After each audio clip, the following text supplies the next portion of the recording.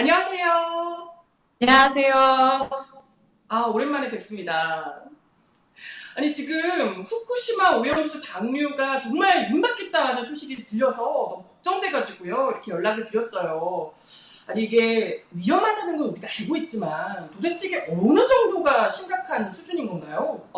지금 이제 방류 리허설을 앞두고 있다라는 기사들이 나올 정도로 임박한 것이 사실인데요. 또 이제 일본 정부와 또 도쿄전력이 아무 문제 없다고 이야기하고는 있지만, 이 오염수를 한번 정화하는 알프스라는 설비가 있습니다. 이걸 이제 다액종 제거 설비라고 얘기를 하는데요. 이 설비를 통해서도 이제 완전하게 방사능 물질이 다 제거되지 않아요. 특히나 이제 한국에서도 여러 차례 문제 제기가 되고 있는 삼중수소라는 것은 아예 걸러지지가 않는데요. 사실 이것이 그대로 이제 해양에 방류된다라는 것이 가장 큰 문제이고, 그리고 방류되는 오염수의 양이 무려 125만 톤 이상으로 이미 논의가 되고 있기 때문에 어마어마한 오염수, 심지어 방사성 물질이 포함된 이 오염수가 태평양 바다로 그냥 전체가 방류된다라는 것이 가장 큰 문제입니다. 근데 물론 이제 지금 우리는 너무너무 방대한 양이라서 걱정을 하고 있는데 일각에서는 이렇게 바다가 넓은데 그 방대한 바다에 비하면 오염수 양은 뭐 극히 소량 아니냐, 문제될 건 없다, 이런 주장을 하시는 분도 계시거든요.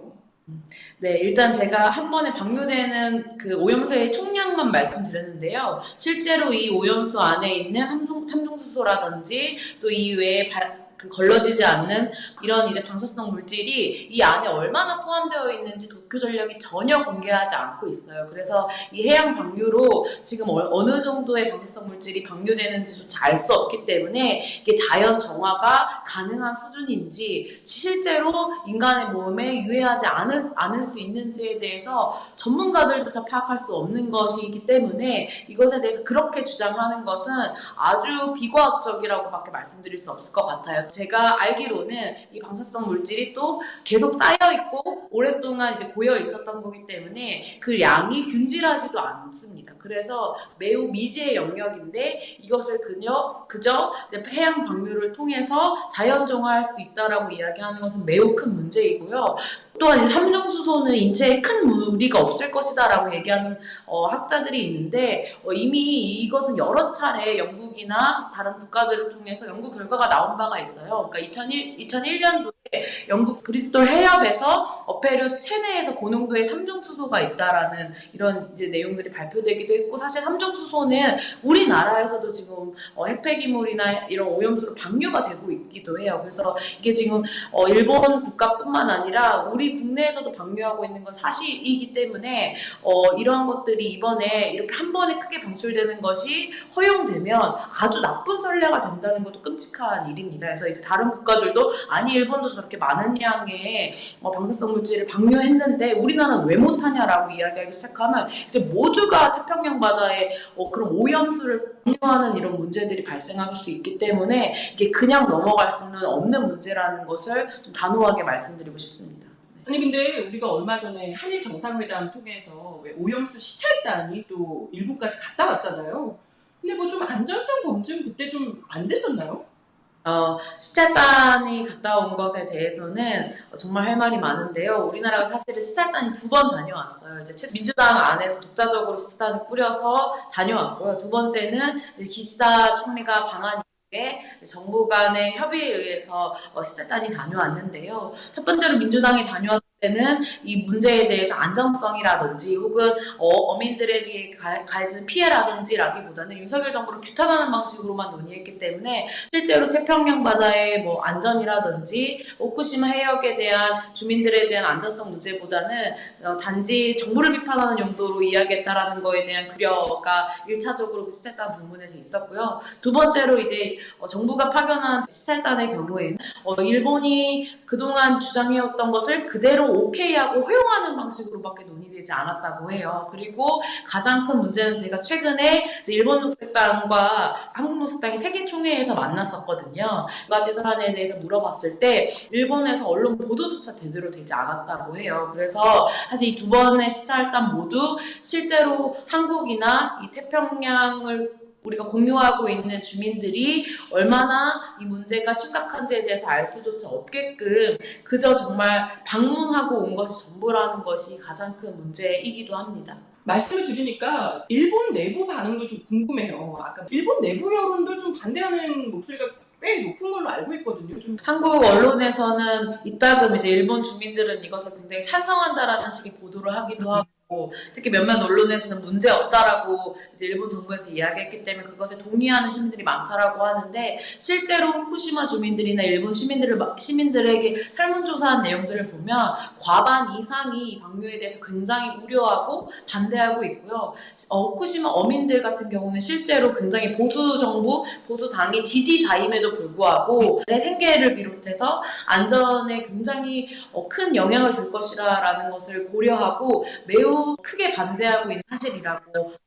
네. 근데 일본 정부에서도 또 피해받는 어민들을 위해서 여러 가지 대책들을 좀 마련한 걸로 알고 있거든요. 대책들을 마련하는 것은 거의 없기 때문에 지금 사실상 이 어민들이 반대하는 거고, 오히려 이제 우리나라나 다른 나라의 경우에 이게 방류 이후에 후쿠시마의 농수산물이나 이제 해산물을 수입 수출할 수 있게끔 만들어질 것이다 라는 부분에 대해서 굉장히 큰 우려를 하고 있는데, 홍콩에서는 오염수 방류 이후에는 아예 일본 이제 후쿠시마 인근 지역에 있는 수산물 같은 것들을 수입하지 않겠다라는 그리고 그것을 금지하겠다라는 정을 홍콩에서 하기도 했어요. 후쿠시마 주민들도 똑같이 이 부분에 대해서 우려를 하고 있다고 말씀을 하세요. 단순히 판매나 이것으로 인해서 경제적 이득을 취하는 게 그이들한테는 중요한 문제가 또 아닌 거예요. 그리고 실제로 2015년에 일본에서 어민들과 이야기하면서 이해관계자들의 협조가 없이는 방류 결정을 하겠다라고 분명하게 약속한 바가 있는데, 이것을 뒤집고 지금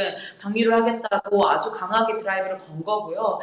그렇기 때문에 어민들 입장에서는 일본 바다의 해양 생태계에 대해서 전 세계가 이제는 공포에 떨고 이 후쿠시마에 대해서 반감을 갖고 이렇게 공포심을 조장하는 거에 대한 우려가 매우 크다라는 것을 실제로 그분들의 목소리로 듣기도 했습니다. 당연히 지금 이게 일본이 자기 앞바다에 방류를 한다고 해도 뭐 전 세계가 다 지금 피해를 볼 수밖에 없는 상황이기 때문에 이 정도 되면 국제법 위반 이런 거에는 안 걸리나요?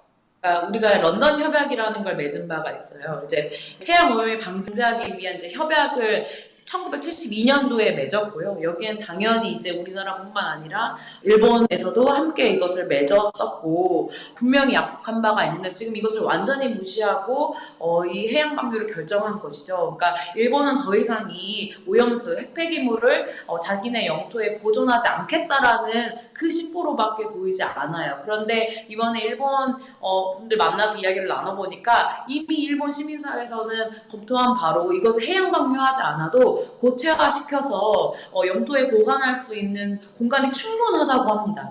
이슈가 되고 있는 게 이제 해양뿐만 아니라 토양 오염에 대한 문제도 있다고 해요. 그래서 이 토양 오염에 대한 방지 차원에서 지하에 할 때도 뭐 철제댐 안에 보관한다거나 이런 이미 기술적인 부분들이 다 검토되어서 내용이 나와 있음에도 불구하고 국제적인 협약을 깨가고 또 무역이라든지 국제적 외교 관계를 완전히 무시해가면서 일본이 가장 저렴한 방식, 그리고 가장 일본에서 손쉬운 방식으로 지금 오염수를 방류한다라는 것이 국제사회의 가장 큰 질서를 파괴하고 있다라고밖에 보여지지 않습니다. 지금 곧 있으면 IAEA 보고서가 나오는 걸로 알고 있는데 근데 거기서는 또 안전하다 뭐 이런 식으로 얘기를 하고 있다고 들었어요. 저는 부끄러운 줄 알아야 된다고 생각합니다. 방류하는 오염수 안에 우리가 우려하는 이런 방사성 물질이 얼마나 들어있는지조차 도쿄 전력에서 아무것도 공개하지 않고 있는데, IAEA가 무엇을 근거로 이것이 안전하다고 얘기하는지 저는 불분명하다고 생각해요. 그래서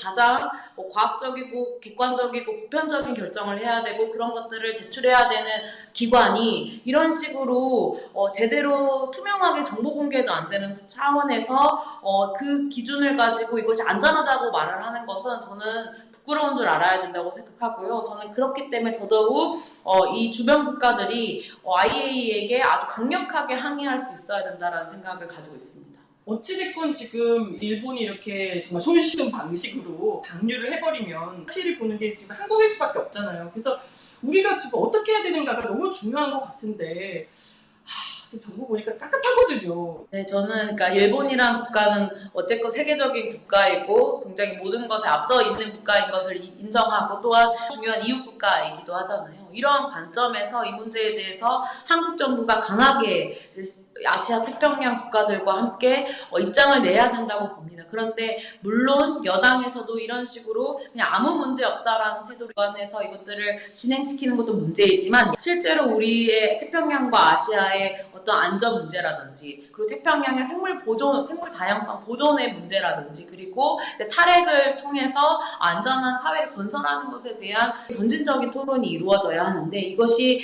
굉장히 정치 안에서는 이분법적인 프레임으로 대한 찬성을 하면 일본 편인 것 반대를 하면 윤석열 정부를 이제 비판하는 것 이런 식으로만 지금 정치권에서 논의되고 있기 때문에 저는 이러한 구도를 조금 깨고 실질적으로 좀 더 장기적인 비전 그리고 실제로 태평양을 공유하는 사람들의 안전 문제로 이것을 인식하고 그래서 한국뿐만 아니라 이 바다를 공유하는 이제 아시아를 넘어서까지 이 영향을 받는 국가들이 좀 공동 성명이라도 구체적으로 제출하는 것이 매우 필요한 시간이 아닌가. 지금 임박했으니까 더더욱 그러니까 이런 것들이 좀 더 잘 작동되기를 바라는 마음입니다. 네, 알겠습니다. 아유, 참 답답한 상황인데 오늘 말씀 너무 감사드리고요. 다음에 또 심각한 일이 생겼을 때 전화를 또 드려보겠습니다. 네, 감사합니다.